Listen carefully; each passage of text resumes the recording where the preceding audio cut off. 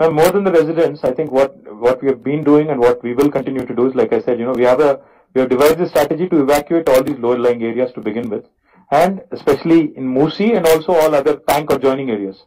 We know exactly where these colonies are. We will evacuate them. We'll ensure that no further, we'll minimize life loss and we'll zero down life loss as much as we can. Across the state, I don't have a ready number. I'm only speaking as MA and UD minister. So I have the numbers in adjoining municipalities in and around Hyderabad. CS just gave me the list. 33 in GHMC and about 37 in districts. So altogether 70 people have lost their lives. Pakkana mottam anta kalpite, state anta kalpite 70. GHMC and adjoining areas. Yes.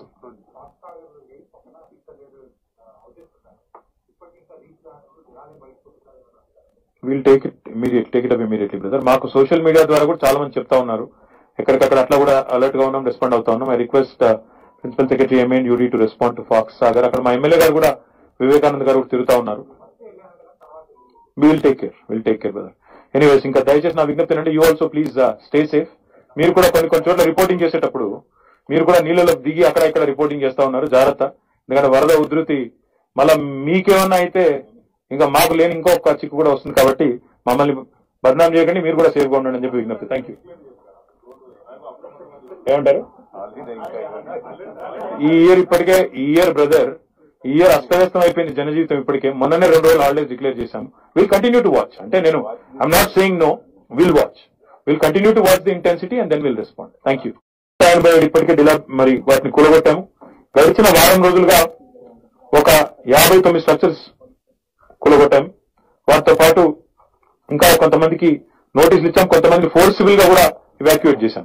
వాళ్ళు వినకపోతే శిథిలావస్థలో ఉన్నా కూడా మొండిగా మాకు court stay ఉంది, ఇంకోటి ఉందని చెప్పి మొండికేస్తే కూడా పోలీసులను కూడా పెట్టి వాళ్ళని తొలగిస్తా ఉన్నాం. ఎందుకంటే ముఖ్యమంత్రి గారు మాకు చెప్పింది ఒకటే, ఆస్తి నష్టం జరిగినా పర్వాలేదు, ప్రాణ నష్టం అనేది జరగడానికి వీల్లేదని చెప్పి చాలా గట్టిగా చెప్పారు. కాబట్టి ఈ రకంగా ఎన్నో రకాల కార్యక్రమాలు తీసుకుంటూ ముందుకు పోతా ఉన్నాం. రాబోయే 3 రోజులు పెద్ద ఎత్తున వర్షాలు మళ్లీ పడతాయని చెప్పి మాకు ఐఎండీ నుంచి సమాచారం ఉంది. మేము ఎక్కడికక్కడ అలర్ట్ చేస్తా ఉన్నాం. ఒక 3 చెరువులు ఇప్పటికే తెగడం వల్ల కూడా నష్టం బాగా జరిగింది. గుర్రం చెరువు నిన్న తెగింది, అంతకుముందు పల్లె చెరువు, దాంతో పాటు అప్ప చెరువు అని రాజేంద్ర నగర్ దగ్గర.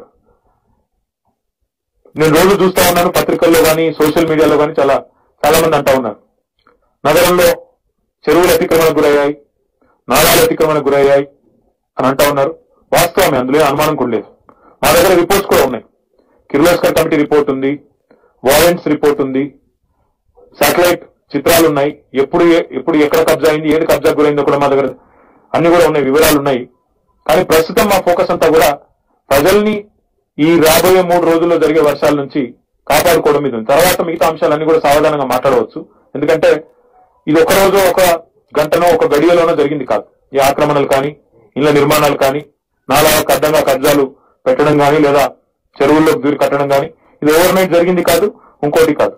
మా లక్ష్యం, మా ఆలోచన అంతా, మా దృష్టి అంతా ప్రస్తుతానికి రాబోయే 3 రోజుల్లో ప్రజలకు ప్రాణ నష్టం లేకుండా వారిని కాపాడుకోవాలన్న దాని మీద అందరం కూడా దృష్టి పెట్టి పనిచేస్తా ఉన్నాం.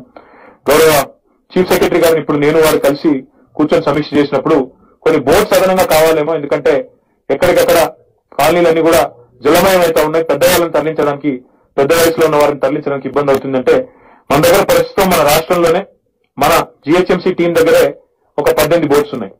వాటికి అదనంగా ఇప్పుడే చీఫ్ సెక్రటరీ గారు ఆంధ్రప్రదేశ్ చీఫ్ సెక్రటరీతో మాట్లాడారు, కర్ణాటక చీఫ్ సెక్రటరీతో కూడా మాట్లాడారు. మా విజ్ఞప్తి మేరకు అక్కడి నుంచి కూడా దాదాపు 15 చొప్పున బోట్స్ పంపిస్తామని చెప్పి వాళ్ళు ప్రామిస్ చేశారు. సాయంత్రం వరకు చేరుకుంటాయంత నియర్ బై డిస్ట్రిక్ట్స్ నుంచి తెప్పిస్తా ఉన్నాం కాబట్టి సాయంత్రం నుంచి అవి కూడా అందుబాటులోకి వస్తాయని చెప్పి నేను ఆశిస్తా ఉన్నాను. మొత్తంగా ఒక 50 బోట్స్ రెడీగా పెట్టుకుంటాము.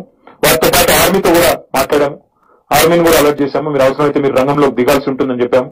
ఎన్డీఆర్ఎఫ్ తో కూడా మాట్లాడి వారికి కూడా ఏం చెప్పామంటే అవసరమైతే హెలికాప్టర్స్ కూడా స్టాండ్ బై పెట్టండి, ఎక్కడన్నా అవసరం ఉంటే వాటిని కూడా వినియోగించాలని చెప్పాము. వారు కూడా రెడీగా ఉన్నారు. సో ప్రభుత్వం హై అలర్ట్ లో ఉంది. ఈ రోజు ఇప్పుడు ఉత్పన్నమైన పరిస్థితికి ఏ ఒక్క ప్రభుత్వమో, ఏ ఒక్క వ్యక్తో, ఏ ఒక్క సంస్థనో కారణం కాదు. దీనికి రెండు విషయాలు దయచేసి ప్రజలందరూ కూడా గమనించాలని కోరుతా ఉన్నాను. 100 ఏళ్లకు ఒకసారి వచ్చే ఇట్లాంటి ఉత్పాతం. ఇంతకుముందు నేను మీకు విజ్ఞప్తి చేశాను, 1908లో మూసికి ఇట్లాంటి వరద వచ్చింది. 1916లో హైయెస్ట్ రెయిన్ఫాల్ అప్పుడు రికార్డ్ అయింది. మళ్ళీ ఇప్పుడు దాని తర్వాత 100 ఏళ్ల తర్వాత 104 సంవత్సరాల తర్వాత అంత పెద్ద వర్షపాతం ఈరోజు నమోదైంది. కాబట్టి ఇదేదో ఒక వ్యక్తి లేక ఒక సంస్థనో ఒకరి తప్పిదమో కాదు. ఒకవైపు ప్రకృతి ప్రకోపం, మరొక వైపు మానవ తప్పిదాలు కూడా ఉన్నాయి. అందులో నేను చూడడం లేదు, నేను తప్పించుకోవాలని కూడా అనుకోవడం లేదు.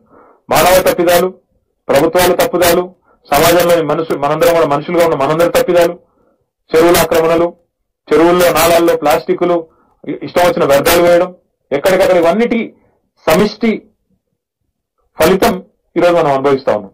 ఇది ఒక ఓవర్ నైట్ పరిష్కారం దీనికి రాదు. ఓవర్ నైట్ దీనికి అర్జెంట్ గా పరిష్కారం దొరకాలంటే దొరకదు, దీనికి సమయం పడుతుంది.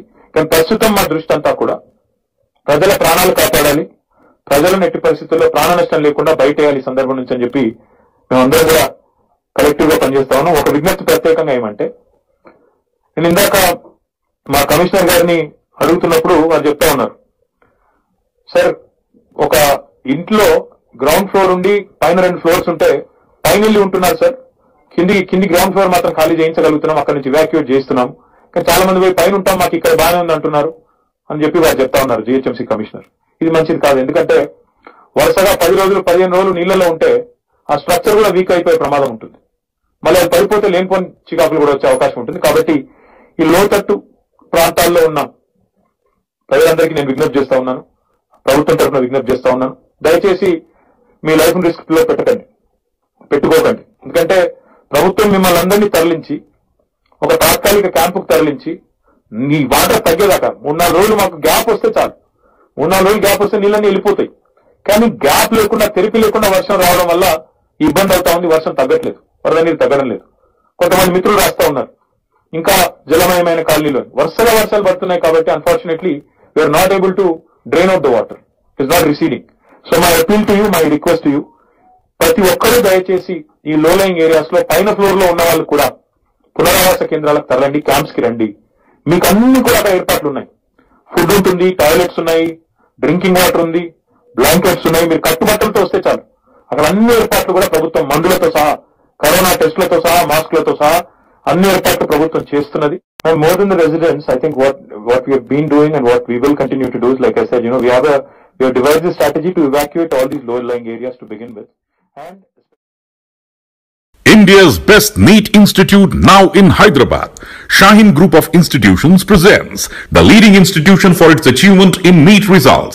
Hygienic, clean and disciplined smart campus for boys and girls separately.